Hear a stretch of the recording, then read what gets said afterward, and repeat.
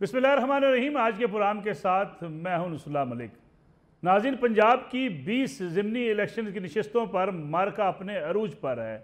इमरान खान साहब लाहौर पहुंचे हुए हैं और इंतखाबी जलसों से खिताब भी कर रहे हैं, लेकिन इसके साथ साथ इमरान खान ने जो बयानिया पिछले कई रोज़ से इख्तियार किया हुआ है इस्टेब्लिशमेंट को ललकारने का, वो उससे पीछे हटते हुए कहीं भी दिखाई नहीं देते हैं।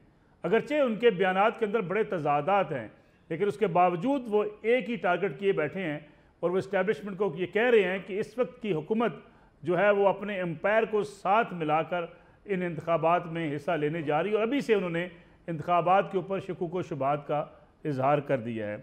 इमरान खान साहब माजी में कहा करते थे कि एम्पायर की उंगली खड़ी हो जाएगी तो हुकूमत चली जाएगी। उस वक्त उनके ऊपर ये इल्ज़ाम लगा था कि वो एम्पायर को साथ मिलाकर हुकूमत के ख़िलाफ़, उस वक्त की हुकूमत के ख़िलाफ़ एहतजाजी तहरीक चला रहे हैं, धरना दे रहे हैं और ये भी कहा कि हफ्ते की रात एम्पायर की उंगली खड़ी होगी, ऊपर होगी तो हुकूमत रुखसत हो जाएगी। ज़रा तारीख़ के झरोखे में अगर आपको लेके जाएँ इस्टेब्लिशमेंट के साथ इमरान खान साहब की दोस्ती और मुखालफत, तो उसको आप देखें कि इमरान खान साहब किस किस्म की सियासत इस अरसे के दौरान करते रहे हैं। इमरान खान साहब ने माजी में जब वो हुकूमत के ख़िलाफ़ तहरीक चलाने निकले थे, धरना दे रहे थे, मियाँ नवाज शरीफ की हुकूमत थी, उस वक्त एम्पायर्स के हवाले से इमरान खान साहब का मौक़िफ़ क्या था, ज़रा सुनिएगा। अंपायर की उंगली इधर चली जाती है तो क्या हो जाता है? आपको पवेलियन में वापस जाना पड़ता है। हफ्ते की रात को अंपायर की उंगली ऊपर चली जाएगी। थर्ड अंपायर अल्लाह, थर्ड अंपायर अल्लाह। नवाज शरीफ जो मैच भी नहीं खेलता था अपने अंपायरों के बगैर, अब भी अंपायर साथ मिलाए हुए हैं इसने, अभी भी साथ है इसके अंपायर। इमरान खान साहब के ये तीन मौक़िफ़ हैं। एक मौक़िफ़ जब वो हुकूमत गिराने के लिए निकले तो ये ऐलान कर रहे थे बड़ी खुशी के साथ कि एम्पायर उनके साथ है, एम्पायर की उंगली खड़ी होगी और हफ्ते की रोज़ हुकूमत रुखसत हो जाएगी। उसके बाद जब इमरान खान साहब से पूछा गया कि एम्पायर साथ मिला के आप हुकूमत के ख़िलाफ़ निकले थे, तो उन्होंने कहा था कि एम्पायर से मुराद मेरी अल्लाह मियाँ की ज़ात है और ऊपर बैठा है। लेकिन आजकल फिर इमरान खान साहब अपने इस मौक़िफ़ को दोहराते हुए नज़र आते हैं कि शहबाज शरीफ और मौजूदा हुकूमत एम्पायर को साथ मिलाकर खेलना चाहती है और इंतखाबात के ऊपर भी इमरान खान साहब अदम एतमाद का इजहार कर रहे हैं। इसके साथ साथ सऊदी अरब में आर्मी चीफ का दौरा, बड़ा अहम दौरा, और उन्हें एक आला तरीन एजाज़ से भी नवाजा गया। इसके साथ साथ पाकिस्तान को दी जाने वाली जो तेल की मद में जो सपोर्ट है वो भी बड़ी अहमियत के हामिल है उन दिनों जब पाकिस्तान एक मईशत के हवाले से एक दबाव का शिकार भी है। इसका भी आज के प्रोग्राम में जायज़ा लेंगे और हमारे साथ मौजूद होंगे अमीर अब्बास साहब, सीनियर एंकर पर्सन, सीनियर सहाफ़ी हैं। अमीर अब्बास साहब आपका बहुत शुक्रिया। नादिया मिर्ज़ा साहब हमारे साथ मौजूद हैं, सीनियर एंकर पर्सन है, जर्नलिस्ट हैं सीनियर। नादिया साहब आपका भी बहुत शुक्रिया। कुछ ही देर बाद हफीज़ुल्लाह न्याज़ी साहब भी हमारे साथ मौजूद होंगे, सीनियर तजियाकार हैं। अमीर अब्बास साहब, अगर प्रोग्राम का आगाज़ में आपसे करूँ, इमरान खान साहब के ये बदलते हुए मौक़िफ़ इस्टेब्लिशमेंट के हवाले से, क्या आप समझती हैं कि इमरान खान साहब को जब ज़रूरत पड़ी थी माजी में, वो इसी एम्पायर को साथ मिलाने की बात करते थे, फिर एम्पायर से वो पीछे हटे, उन्होंने कहा नहीं एम्पायर तो अल्लाह मियाँ होता है। लेकिन आजकल ये इल्ज़ाम इस्टेब्लिशमेंट के ऊपर वो आयद कर रहे हैं कि मौजूदा हुकूमत को मुकम्मल सपोर्ट हासिल है इस्टेब्लिशमेंट की, और इन ज़िमनी इंतखाबात के हवाले से जो पंजाब में हो रहे हैं इस हवाले से भी उन्होंने खदशात का इजहार किया है। और अभी से लगता ही है कि इमरान खान साहब शायद नताइज के ऊपर फिर एहतजाज करेंगे। जी मलिक साहब, देखें, इमरान खान साहब जो फरमा रहे हैं वो सही है, ये गलत है, उसको एक तरफ रखते हुए मैं ये सवाल उठाना चाहूँगा आपके सवाल के बाद, अगर आप इजाज़त दें। जी जी प्लीज़। कि इमरान खान साहब ने क्या अपने दौरे हुकूमत में इस्टेब्लिशमेंट से फ़ायदे हासिल नहीं किए? क्या इमरान खान साहब अपने मुनासिब, मैं चले जायज़ नाजायज़ नहीं कहता, मैं मुनासिब या नामुनासिब कह देता हूँ, कामों के लिए क्या वो इस्टेब्लिशमेंट की तरफ नहीं देखा करते थे? क्या इमरान खान साहब को लेजिस्लेशन के मौके पर उनकी मदद नहीं की गई? क्या जब चेयरमैन सेनेट सादिक सजरानी के खिलाफ वोट ऑफ नो कॉन्फिडेंस आई और वो कैसे नाकाम हुई, क्या उस वक्त उनकी मदद नहीं की गई? ऐसा भी हुआ मलिक साहब कि इमरान खान साहब की मदद के लिए एक रुकने पार्लियामेंट जो कोविड की वजह से ऑक्सीजन जिसको लगी हुई थी उसको ऑक्सीजन बेड से उठाकर लाया गया और पार्लियामेंट में उसकी हाजिरी लगवाई गई ताकि इमरान खान साहब की ज़रूरत पूरी हो सके। लोगों को जो मरहूम आमिर लियाकत हुसैन साहब का वो जुमला ज़रा याद करें, जब उन्होंने कहा हम आए नहीं हम लाए गए हैं। ठीक। सो जहाँ जहाँ पर इमरान खान साहब को ज़रूरत पड़ी वहाँ उन्होंने मदद ली। इमरान खान साहब के दौर में यही आज आर्मी चीफ जिनका आपने जिक्र किया जो सऊदी अरब गए, यही आर्मी चीफ यूएई गए थे। बिल्कुल ठीक। और वहाँ जाके इन्होंने यूएई के साथ ताल्लुकात हमारे ठीक करवाए। यही आर्मी चीफ थे जो चाइना जाते थे और चाइना जाके हमारे ताल्लुकात ठीक करवाते थे और हमें वहाँ से पैसे दिलवाते थे। 3 ऐसी चीज़ें जो सिविलियन गवर्नमेंट इमरान खान साहब जिसका क्रेडिट लेती है। एक फैटफ, बाजार सामने हमाद अजहर थे, सिविलियन गवर्नमेंट थी, लेकिन पीछे कौन था? वो डायरेक्टोरेट मिलिट्री ऑपरेशंस, जीएचक्यू में। बिल्कुल ठीक। इन्हीं आर्मी चीफ ने पाकिस्तान की साख बचाने के लिए और इमरान खान साहब की इस गवर्नमेंट के ऊपर जो ये एक आजमाइश थी उससे उन्हें आसानी पैदा करने के लिए फैटफ का मामला मिलिट्री ऑपरेशंस के हवाले किया। इसी तरह से जो कारके स्कैंडल जो तुर्की के साथ हमारा था, बिल्कुल ठीक, वो मामला हवाले किया गया मिलिट्री इंटेलिजेंस को, एमआई को। बिल्कुल ठीक। और जो रेकोटिक का मामला हल हुआ जिसके ऊपर ये हुकूमत क्रेडिट लेती है, वो मलिक साहब मामला हवाले किया गया आईएसआई को। बिल्कुल ठीक। तब जाके ये मामला हल हुए। और चीन ने मलिक साहब कहा कि ये हमें बताएं तो सही कि आपने कारके का मसला कैसे हल करवा लिया, आपने रेकोटिक का मसला कैसे हल करवा, आपने इंटरनेशनल आर्बिट्रेशन मसला हल कैसे करवा लिया, हमें बताएं, हमें भी आपकी मदद की जरूरत है। सो जहां जहां पे इमरान खान साहब की मदद हो रही थी वो तो ठीक था। बिल्कुल ठीक। आज अगर उनकी मदद नहीं हो रही है, जो भी कह ले तो वो गलत है, ये नहीं होना चाहिए। मैं समझता हूँ यहाँ पे इमरान खान साहब जो ये बात कर रहे हैं मुनासिब नहीं। ठीक है, मैं वापस आता हूँ आपकी तरफ। अमीर बाद साहब, नादिया मिर्जा साहबा, जो अमीर बाद साहब बात कर रहे हैं कि माजी में यही इस्टेब्लिशमेंट इमरान खान साहब के साथ खड़ी थी, लेकिन इमरान खान साहब कहते हैं कौमी मफाद के तहत इदारों ने मेरा साथ दिया और कौमी इशूज़ पर मेरा साथ दिया। फिर वो ये भी समझते हैं कि मुल्क के अंदर वाहिद ऑप्शन इमरान खान ही हैं, इसलिए तमाम इदारों को उनके साथ माजी में अगर खड़े थे आज भी खड़े होना चाहिए। देखिए मलिक साहब, मैं अमीर अब्बास साहब की इस बात से तो अग्री करती हूँ कि एस्टैब्लिशमेंट ने हर मौके पर आउट ऑफ द वे जाकर भी उनका साथ दिया। लेकिन दूसरी तरफ अगर हम ये बात कर रहे हैं कि इमरान खान साहब ने भी उनके मिजाज के मुताबिक चले या उनसे बहुत सारी चीजों पे उनकी मदद मांगी, तो कौन नहीं मांगता? मिजाज किसके नहीं बदलते? आप जरदारी साहब से लेकर इमरान खान, हमें मसला सिर्फ इतना सा है कि हम इमरान खान साहब को कुछ एक्सेप्शनल केस समझ बैठे थे, या हम ये कुछ ज्यादा हम उम्मीदें लगाए बैठे थे, या हमने इमरान खान साहब को बहुत ऊपर कर दिया था कि मतलब ये कुछ डिफरेंट है, ये कुछ तब्दीली लेकर आएंगे, ये कुछ एक अलग से हट कर है। क्या हम और आप भूल गए जरदारी साहब के ईंट से ईंट बजा देने वाले बयानात, और उसके बाद अभी हाल ही में बयानात? फिर क्या वो पूरा एक नैरेटिव, वो 3 साल 2 साल तक दुबई से वापस नहीं आ सके थे आसिफ अली जरदारी साहब? फिर आसिफ अली जरदारी साहब ने एक स्टेटमेंट दिया था और उन्होंने कहा था कि हमसे पूछते हैं तो हम इनको ये कहते हैं कि पहले हुकूमत को उठाओ फिर बात करो। फिर उसके बाद उन्होंने एक और कंट्रोवर्शियल स्टेटमेंट दिया। और अभी इस वक्त जरदारी साहब के और एस्टैब्लिशमेंट के जो आपस के ताल्लुकात हैं वो मेरा ख्याल है आप भी बहुत बेहतर जानते हैं और अमीर अब्बास भी बहुत बेहतर जानते हैं। फिर आप PMLN पे आ जाइए, मज़ामत होगी तो मफामत होगी, ये बात कौन करता था? कि यही जमात करती थी। और उसके अलावा आपको ये याद है, नाम ले लेके बात की जाती थी। और हुकूमत में आने के बाद जब यही सवाल मरियम नवाज साहिबा से किया गया कि नाम लिया गया था चीफ ऑफ आर्मी स्टाफ का और कहा गया था कि जी इलेक्शन चोरी हुए तो आज आप अपने मौके पे कायम है, तो उन्होंने कहा था नेक्स्ट क्वेश्चन प्लीज।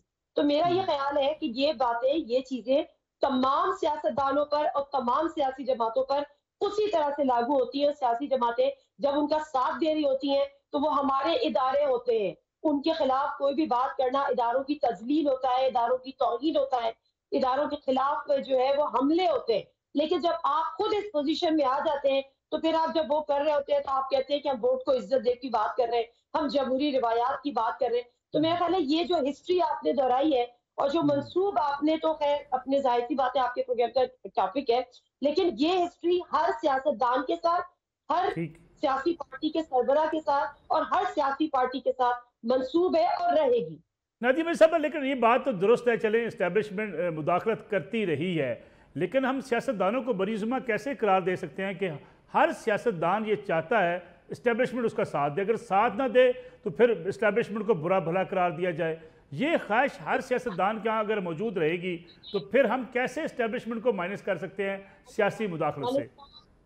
मौलवी साहब, आप बिल्कुल दुरुस्त फरमा रहे हैं।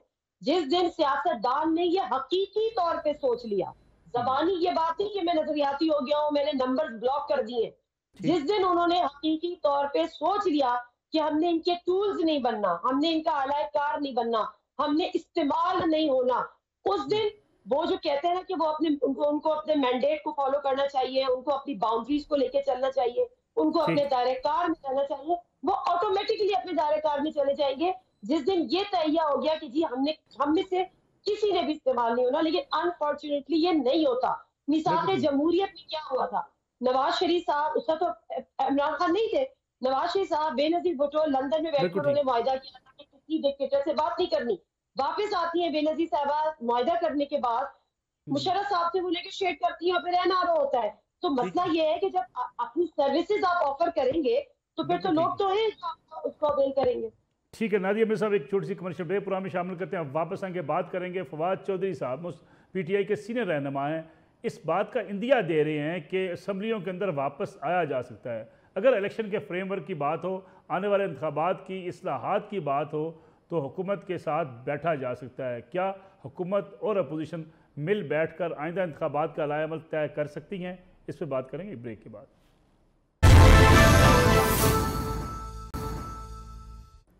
प्रोग्राम एक बार फिर खुशामदीद में ज्वाइन किया हफीजुल्लाह न्याई साहब ने, सीनियर तजिया कार। हफीजुल्लाह न्याई साहब बहुत बहुत शुक्रिया प्रोग्राम में वक्त देने का। न्याई साहब ये बताइएगा कि इमरान खान साहब कहा करते थे कि मैं अगर इक़्तिदार से निकाला गया तो ज़्यादा ख़तरनाक हो जाऊँगा। ख़तरनाक यही है कि जो इस वक्त वो कर रहे हैं, जिस तरीके से मुसलसल जो है वो एक कौमी इदारे को टारगेट कर रहे हैं, उनकी पूरी टीम टारगेट कर रही है, फिर ट्रेंड्स चलाए जा रहे हैं, नतीजा क्या निकलेगा इसका? खान साहब किसी बंद गली के अंदर है या खान साहब की स्ट्रेटजी ऐसी है कि इस गली से रास्ता निकलेगा? मेरे खान साहब हैं तो बंद गली में, क्योंकि जो काम वो कर रहे हैं, देखिए दो चीजें हैं। एक बयानिया उन्होंने दी है जिसके अंदर टकराव है, तसादम है, एग्रेशन है, और इस बयानिया की खूबसूरती ये है कि ये आपको मकबूलियत के चार चांद लगा देता है। खान साहब इसलिए 3-4 महीने में वो 4 सून का नाम तहां तक छा गए थे। लेकिन इस बयानिया के साथ एक जो कमजोरी है वो ये है कि ये बयानिया इलेक्टोरल बयानिया नहीं है। ये गवर्नमेंट 22 या 23 जनवरी को इन्होंने ये नशी तकरीर की थी जिसमें उन्होंने ये कहा था कि मैं इक़्तिदार से निकला तो खतरनाक हो जाऊंगा, खतरनाक नहीं खतरनाक हो जाऊंगा। तो मुझे 2-4 दिन बाद एक बड़े में जाने वाले थे और हमारे अस्करी इदारे के थे, तो उन्होंने पूछा कि इनका क्या मतलब है। मैंने कहा जी ये इनका मतलब ये है कि ये आपको वार्न कर रहे हैं, और ये उनका पहला वार्निंग है, having the benefit of knowing Imran, कि वो कहेंगे कि जी आप पाकिस्तान को अमेरिका के हाथों बेच रहे थे, तो उससे पहले ये एब्सोल्युटली नॉट जो है वो कह चुके थे, और ये पाकिस्तान को अमेरिका के हाथों बेच रहे थे और मैंने नहीं बेचने दिया।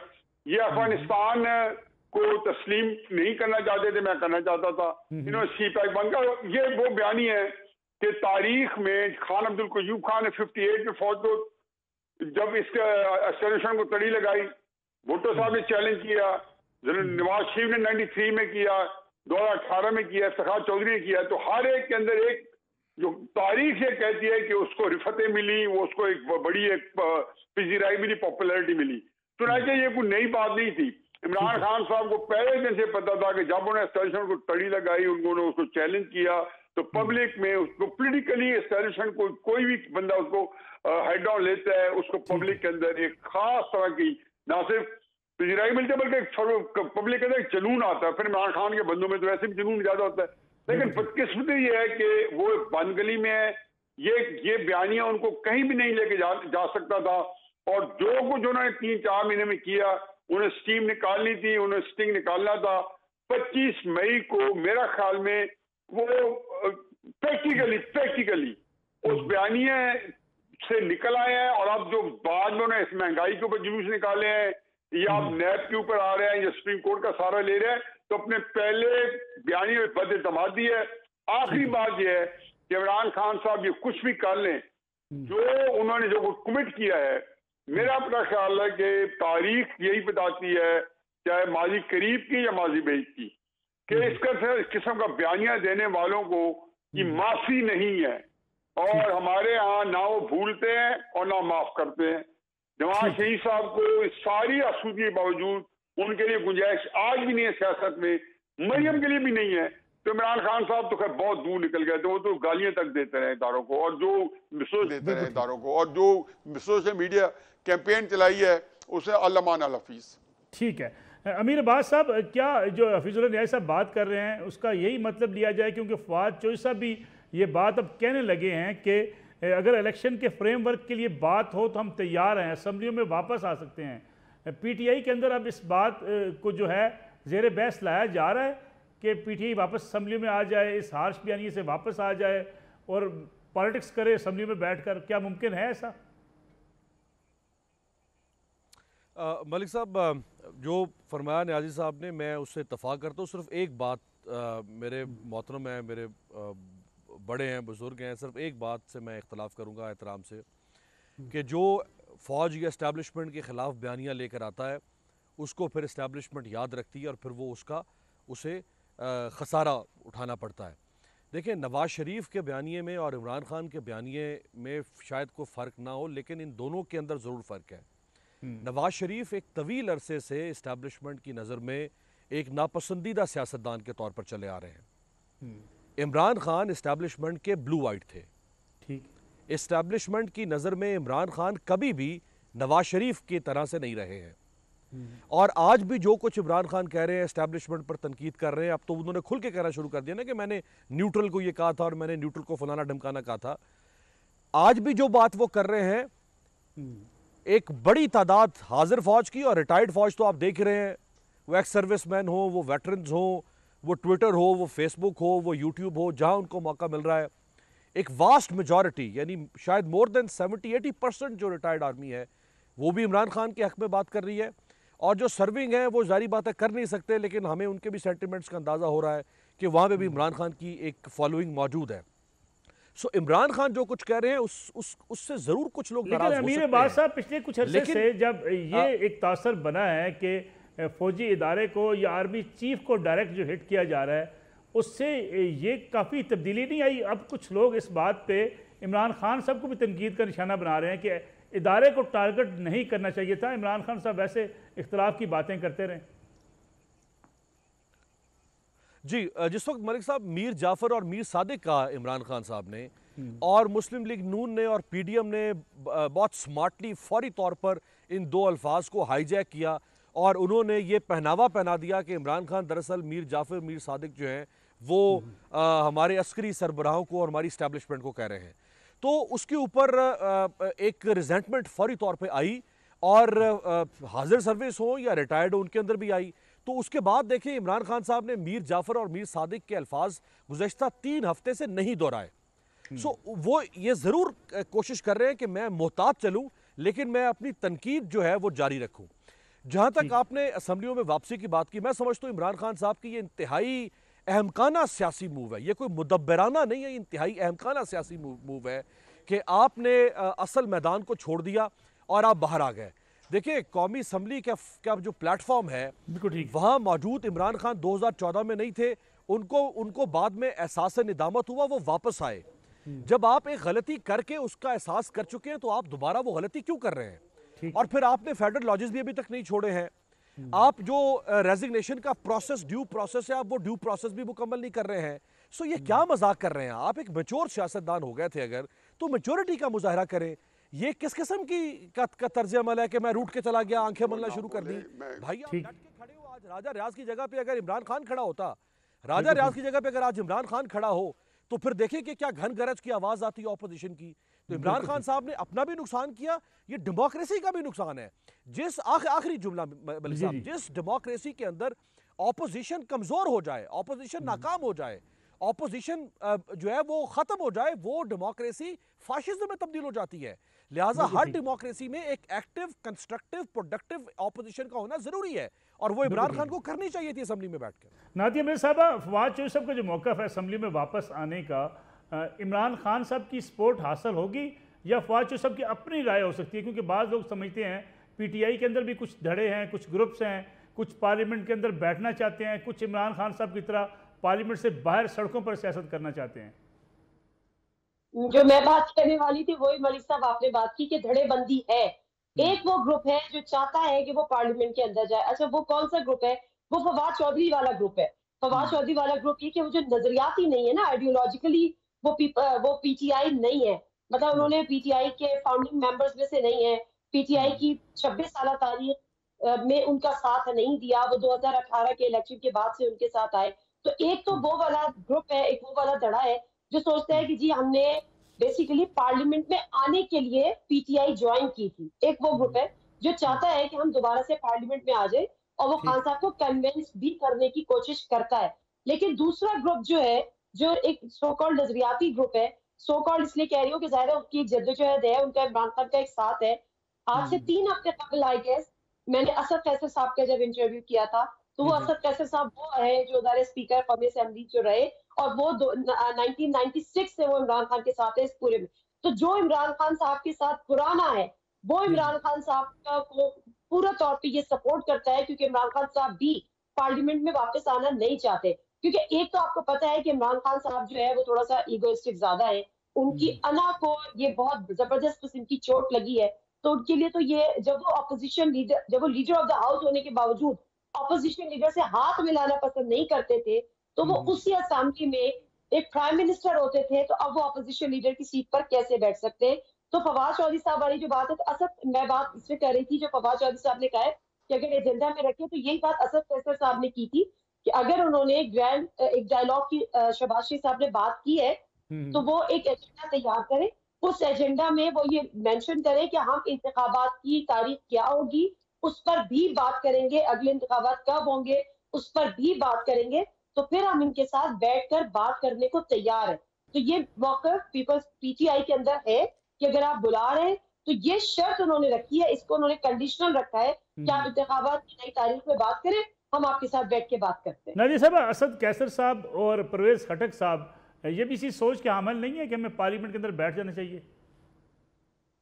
असद कैसर साहब का तो यही कहना था कि हमें पार्लियामेंट के अंदर नहीं बैठना चाहिए, क्योंकि आज भी बल्कि जब बाबर अवाल साहब से भी बात हो रही थी तो मैंने उनसे ये बात पूछी थी कि आप ये तो बहुत बड़ी बात है, मतलब फिर आप किस मुंह से अगर ऑपोजिशन लीडर पे तनकीद कर रहे हैं कि राजा रियाज ये और राजा रियाज ये, भाई आपने स्पेस दी है, आपने वो जगह छोड़ी है तो राजा रियाज ने ऑक्यूपाई की है, या आपने वो जगह छोड़ी है तो किसी और ने उसको ऑक्यूपाई किया है। तो पहली बात तो आप ये तनकीद नहीं कर सकते। लेकिन बहरहाल उनका मौक़िफ़ सीधा सीधा ये है, जो इमरान खान साहब का मौक़िफ़ है, वो कहते हैं कि जी अगर हम पार्लियामेंट में चले गए तो इसका ये मतलब है कि हमने इस हुकूमत को लेजिटिमेट कंसीडर कर लिया, जो कि हम कंसीडर करना नहीं चाहते। तो ये सिंपल सी उनकी 2 लाइन है जिसपे थोड़ी सी डिवाइड जरूर है।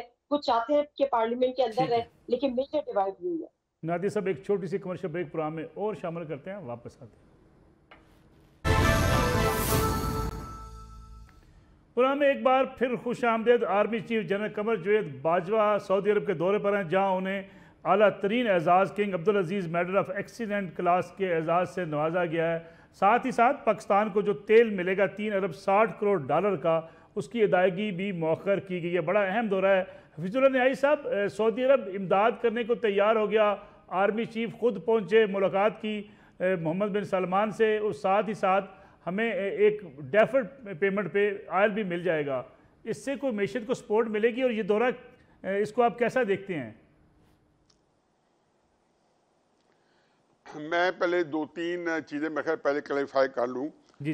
एक तो ये है कि जो अमीर अब्बास हमारे यंग मैन ने फरमाया है वो खासा दुरुस्त है, लेकिन उसमें कुछ चीज़ें मैं जो कुछ इवेंट्स हैं 90s के वो मैं सिर्फ कोट करूँगा। और पहली बात तो यह है कि जी आर्मी के बारे में ये उनकी बिल्कुल रीडिंग सही है कि 2-3 महीने पहले एग्जैक्टली यही सिचुएशन थी। और उसकी वजह ये थी कि आर्मी के अंदर 2014 के बाद खुसूसन 2017-18 में इमरान खान साहब को पोस्टर बॉय के तौर पे आर्मी के अंदर लॉन्च किया गया। उसकी वजह हमेशा ये होती है कि आर्मी जब कोई थोड़ा बहुत जब भी वो दखल देती है सियासत में, तो वो वहाँ पे दूसरे फरीक को सिक्योरिटी रिस्क या मोदी का या बताती है, उसमें आर्मी एक पेज पे आ जाती है। चुनाचे ये वो पोजीशन थी जब आर्मी को पहले अपना घर साफ करना था। कुछ रिटायर्ड जनरल्स ने जिन्होंने उस वक्त बतली हुर्रियत बनने की कोशिश की और उनके जब पर्क्स ऑफ पेंशन गई तो वो आप समझे कि सॉर्ट आउट हो गए हैं। आर्मी के अंदर तो इस वक्त बड़ी यूनिफॉर्मिटी है इमरान खान साहब के खिलाफ, उन्होंने वो बड़े उनका सिस्टम है बहुत ही, वो आपको पता है कि कितना उनकी मैनेजमेंट और उनके जो अंदर एजेंसीज हैं या विद इन जो सिस्टम है वो कितना कॉम्प्रिहेंसिव है। और जो बाहर भी हैं इस वक्त देखेंगे कि एक अमीर अब्बास को भी, आपको भी, मुझे भी, हमें अभी भी और 1-2 महीने डाउन द लाइन भी बहुत सारी तब्दीलियां नजर आएंगी। और इसके साथ ये बात भी लफ कर लें कि 1997 में मैं सिर्फ यहाँ पे फ्रेशन अप करना चाहता हूँ, यही इसी तरीके से नवाज शरीफ को लॉन्च किया गया था एज ए पोस्टर बॉय। और खुदा गवाह है कि मैं आर्मी के लोगों जब बात करता था, क्योंकि मैं इमरान खान साहब के साथ था 97, 98, 98 में, तो ऐसा करता था, वो मुंह नोचते थे कि इमरान नवाज शरीफ वो इतनी मुकद्दस, इतनी इसको हमला करते हो। हाँ, ये जब उन्होंने किया कि नवाज शरीफ साहब की जो किसी आर्मी चीफ नहीं बनती, ये बात मुशर्रफ साहब के दौर में उन्होंने जरूर सेल की और फिर 2000 उसमें सेल की। मैं हमेशा ये कहता था कि देखें, पहली बात तो यह है कि इनकी इमरान खान साहब से भी नहीं बनेगी, और ये कॉलम मैंने फरवरी 2018 में लिखे थे। फिर मैं मेरा ये हमेशा एक जो नैरेटिव था वो ये था कि जिनकी लियाकत अली खान से नहीं बनी, जिनकी ख्वाजा नाज़मुद्दीन से नहीं बनी, जिनकी किसी मोहम्मद अली बोगरा से लेके ख्वाजा फिरोज खान नून से लेके भुट्टो साहब से लेके जुनेजो को खुद लेके आए, जमाली को खुद लेके आए, तो भी मैं कैसे मान लूं कि इनकी इमरान खान साहब से बनेगी। और इसलिए ये झूठ भी बोलना बंद कर दें कि इनकी नवाज शरीफ साहब से नहीं बनी और या बेनजीर साहब से नहीं बनी। तो चुनाचे हमारी ये बदकिस्मती है कि हमारे जो न्यूट्रल्स हैं उनका जो ट्रैक रिकॉर्ड है पॉलिटिकल गवर्नमेंट के साथ, उसके अंदर कसूर किसका है उसके जाए बगैर। लेकिन न्याई साहब, अगर आप कौमी असम्बली के इजलास के लिए, बजट इजलास के लिए अपने अराकीन भी पूरे ना कर पाएं और आप डिपेंडेंट हो जाएं और आप मदद मांगें कि मेरे अराकीन पूरे किए जाएं, मैंने बजट मंजूर करवाना है, इतनी डिपेंडेंसी अगर आप करेंगे तो फिर आप कैसी सियासत करेंगे? देखें, ये जो असेंबली बनी है ना 2018 की, ये तो बहुत ही जिसको कहने इसमें खास है तरकीबे जो है ना एस्टेब्लिशमेंट। इसके अंदर तो आप ये देखें कि इमरान खान साहब का अपना सेनेटर जो है इसी असेंबली से हार गया, उनको तंग आमद बजंग आमद वोट ऑफ कॉन्फिडेंस अभी चंद महीने की बात है ना। और जब भी है उससे पहले जब उन्होंने नैब रिफॉर्म्स के ऊपर, स्टेट बैंक की ऑटोनॉमी के ऊपर जो IMF के लिए उन्होंने सारा कुछ किया, गिरवी रखा जिसको उर्फ आम में, तो उसमें क्या हुआ कि एक दिन पहले तहादी सारे टीवी पे बैठे हैं और कामिल लियाकत से लेके MQM से लेके सारे सीना चौड़ा करके कह रहे हैं कि हम ये गुनाह में शरीक नहीं होंगे। चौधरी परवेज इलाही साहब तक अगले दिन सबने वोट दे दिया। तो ये मैंने पूरी असेंबली जो करते रहे हैं वही कर रहे हैं, करते रहेंगे। इसके अंदर को हमें को खामखा न्याई साहब दौरे सऊदी अरब में भी जरा कमेंट कर दें, प्रोग्राम का बहुत बड़ा मुख्तसर रह गया दौरे सऊदी अरब। अच्छा, दौरे उसमें ये सिर्फ उसमें एक बात है कि जी इमरान खान साहब आए थे, तो इसमें हकीकत यह है कि जितनी 9-10 अरब डॉलर की फंड रेजिंग हुई थी बाजवा साहब ने दांतों से की थी। सऊदी अरब खुद गए थे, चाइना खुद गए थे, यहाँ पे हेमियर खान में जब अबू धाबी के प्रिंस आए थे मोहम्मद, वहाँ गए, फिर उनको साथ लेके इस्लामाबाद आए, फिर इमरान खान साहब से मिलवाया, वो दौरा नहीं था हुआ, 3 अरब मिले। बाजवा साहब 1.5-2 महीने पहले लाहौर आए, अभी हुकूमत बन चुकी थी, रोजों का महीना था, लेकिन ये नई हुकूमत बन चुकी थी। तब भी वो बड़े होपफुल थे कि हम 12-13 अरब की फंड रेजिंग कर लेंगे। मेरा ख्याल था कि दीवाने की बढ़ है, लेकिन अब जो हालात लगते हैं वो कहते हैं बस एक दफा IMF हमारा साइन हो गया तो हम कतर से, बहरीन से, सऊदी अरेबिया से, अबू धाबी से, चाइना से और इन सब से ले लेंगे। मेरा तो ख्याल है कि अभी तक जो खबरें आ रही हैं यके बाद दीगरे मटीरियलाइज कितनी होती है, 8-10-15 दिन 2 महीने में हो जाएगा।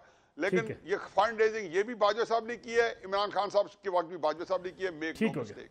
अमीर अब्बास साहब, इमरान खान साहब का नया पाकिस्तान हो या वापस शहबाज शरीफ साहब का पुराना पाकिस्तान, जनरल कमर जावेद बाजवा साहब को जाकर चीन, सऊदी अरब से मामलात तय करने पड़ते हैं, मैशत को संभालना पड़ता है, सियासतदान क्यों नहीं ये चीज़ें कर पाते?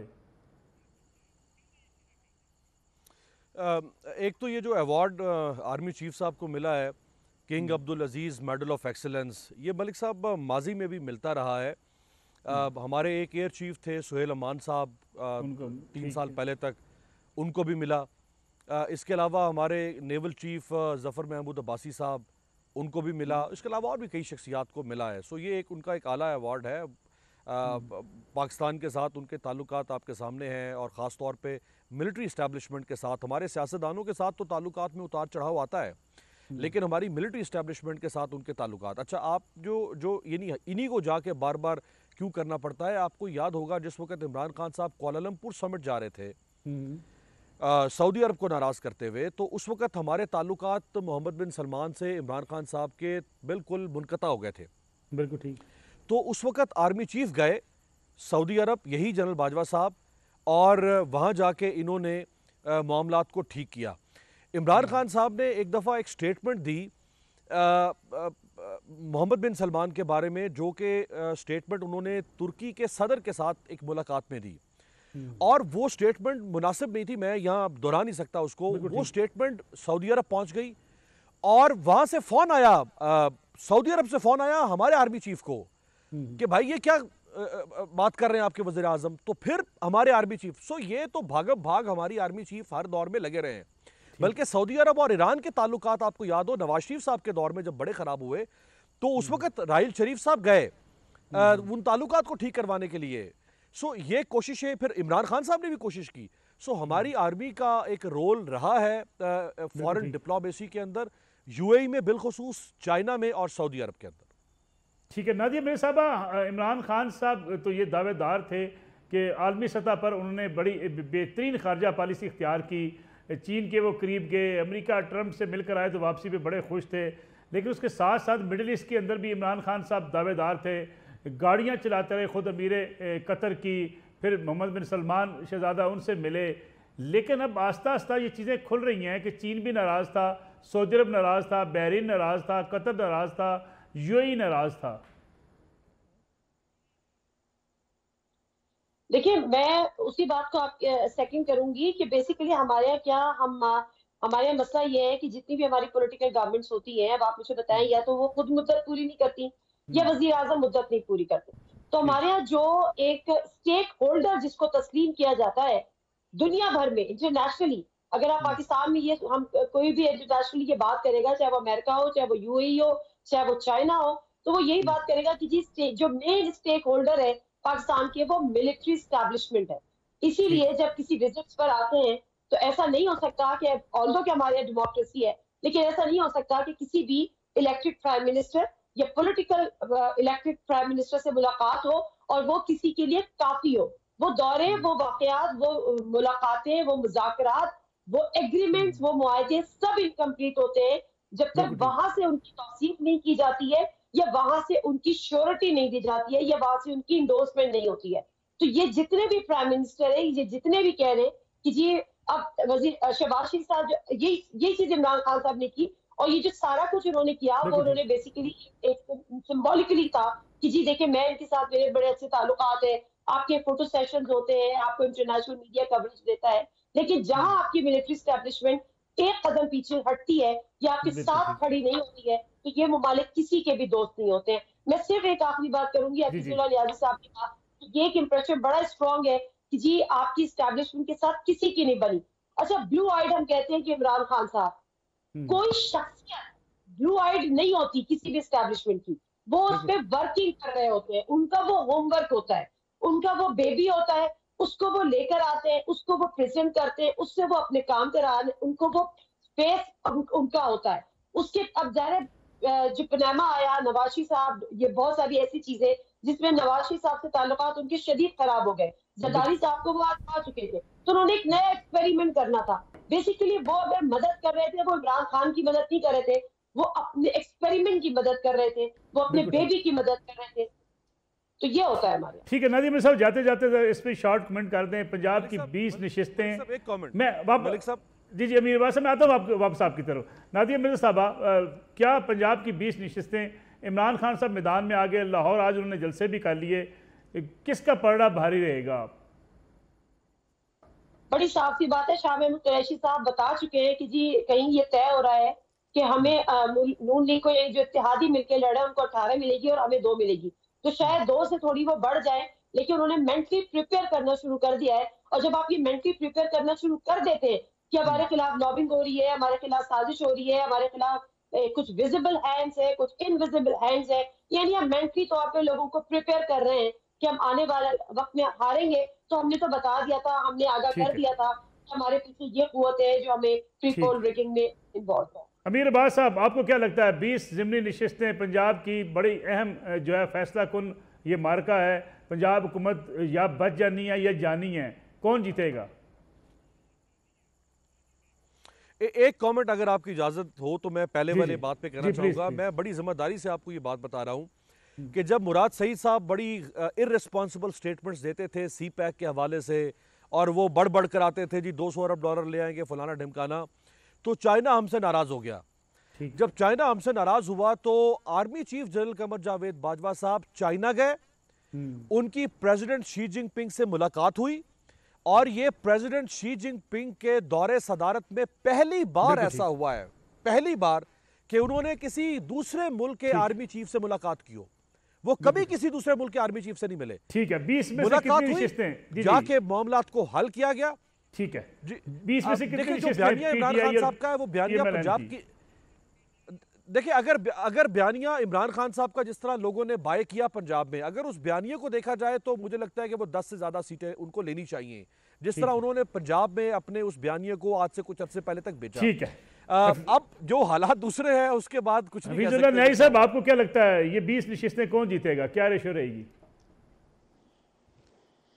पहले तो मैं नादिया को अप्रिशिएट करूं कि उन्होंने बिल्कुल बड़ा खूबसूरती से सम अप किया है कि एस्टैब्लिशमेंट जो है उसका एक अपना एक वो अपनी नाक की लकीर में चलती है, कोई ब्लू आइड नहीं होता और उनका बेबीज होता है, और यही कुछ मेरा ख्याल है ये ज़्यादा कॉम्प्रिहेंसिवली कहा है।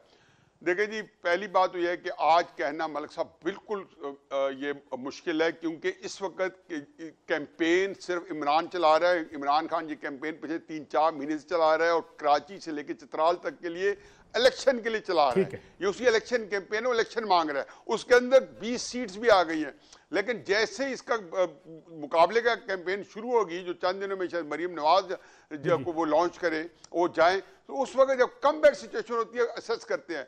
लेकिन इसमें बिल्कुल मुतफिक हूँ अमीर अब्बास साहब के साथ कि जब तक इमरान खान साहब का ये बयानिया है, तासुर यही होना चाहिए और एस्टिमेट भी ये होना चाहिए कि इमरान खान साहब को इसका एडवांटेज है, और इमरान खान साहब अगर इसमें 13-14 सीट भी आज के दिन, अगर आज के दिन इलेक्शन हो तो 13-14 सीट्स भी जीत सकते हैं। लेकिन मेरा ख्याल है कि ये इतना मुश्किल होगा। और साथ आखिरी बात यह है कि 20 के 20 कैंडिडेट्स जो है one with other Tehreek Insaf के अपने कैंडिडेट्स हैं, वो 20 सीट हुए हैं, मुस्लिम लीग नून का कोई कैंडिडेट नहीं है। तो इमरान खान साहब को अपनी सारी सीट जीतनी है, और इसमें से कितनी जीतते हैं, 17 जुलाई को अगर वो जीत गए तो वो कहता है विनर टेक्स इट ऑल, और अगर वो हार गए तो फिर उनका बयानिया जो है, चौथा बयानिया नंबर 4 भी जो है वो दफन हो जाएगा। Thank you very much Hafeezullah Niaz Sahab, Amir Abbas साहब आपका शुक्रिया, नाज़िर मिर्ज़ा साहब आपका बहुत शुक्रिया। नाज़रीन, आज के प्रोग्राम तक इंशाअल्लाह अगले हफ्ते आपसे फिर मुलाकात होगी। इजाज़त दीजिए, अल्लाह हाफ़िज़।